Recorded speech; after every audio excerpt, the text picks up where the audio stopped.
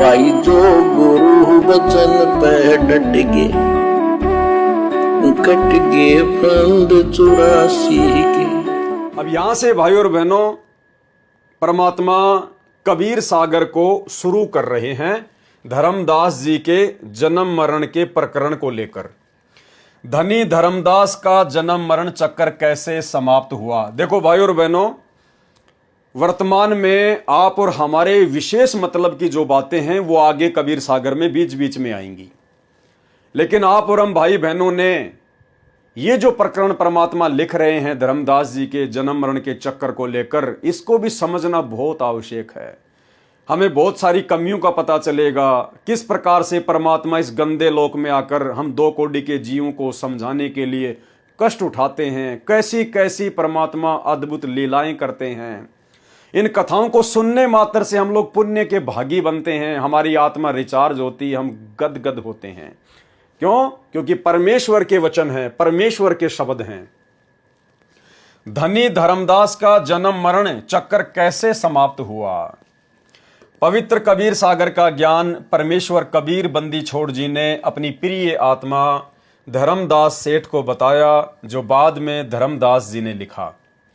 पवित्र कबीर सागर के ज्ञान का नाश ना समझकर कबीर पंथी नकली आचार्यों ने कर रखा है, जो आप जी ने इस ग्रंथ के पूर्व में कबीर सागर के संशोधनकर्ता श्री युगलानंद बिहारी भारत पथिक कबीर पंथी द्वारा की गई अनुराग सागर की भूमिका में तथा ज्ञान प्रकाश के नीचे की गई टिप्पणी में पढ़ लिया है।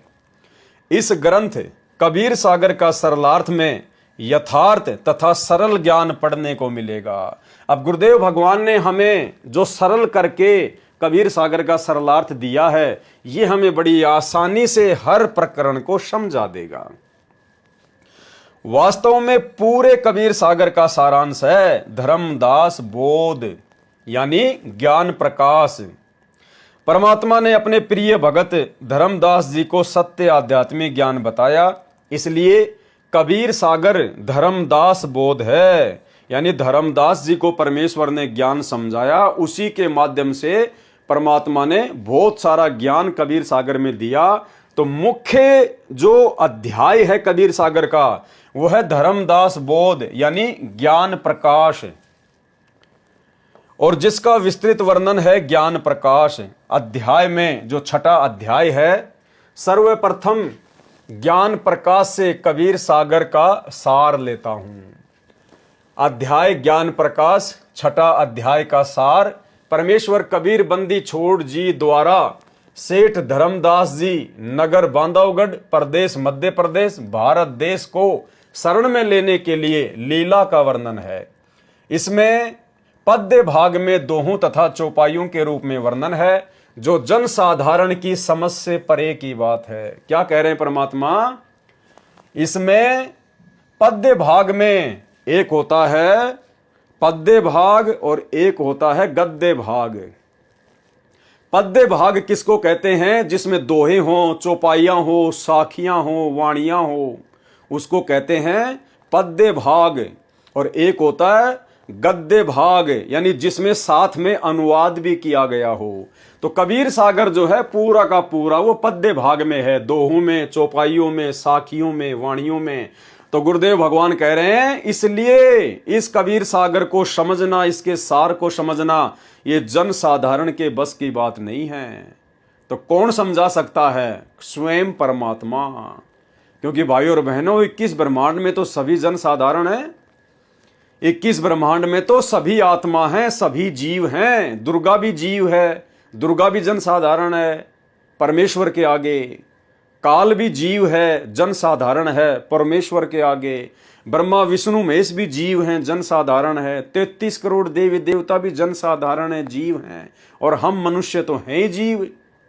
तो भाई और बहनों, गुरुदेव भगवान कह रहे हैं कि जन साधारण के बस की बात नहीं है।